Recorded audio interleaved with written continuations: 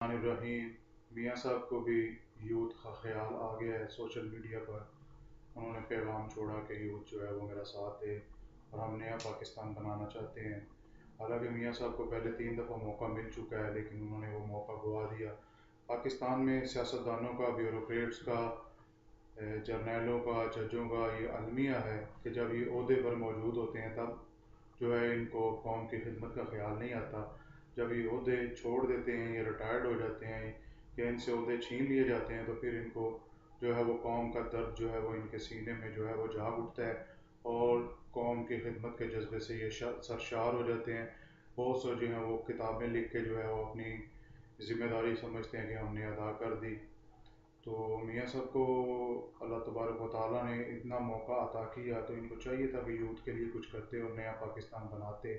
خدا کے لیے نیا پاکستان نہ بناؤ، جو پہلے بنایا ہوا ہے اسے ہی بہتر کر دو.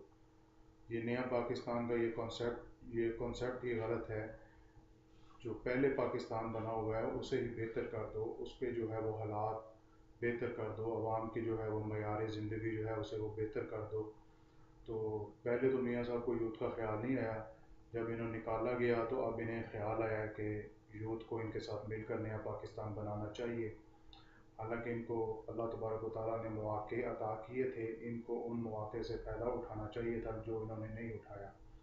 اور لے دے کے جو بڑا انہوں نے کارنامہ جو ہے وہ سر انجام دیا، یوتھ کے لیے ایک لون اسکیم لے کے آئے، اس کی بھی شرائط جو ہیں وہ جوئے شیر لانے سے کم نہیں ہے. تو بہرحال انسان کا ضمیر اور انسان کو اس وقت خیال آنا چاہیے جب وہ عہدے پہ موجود ہوتا ہے. بعد میں خیال آیا نہ آیا ایک برابر ہوتا ہے.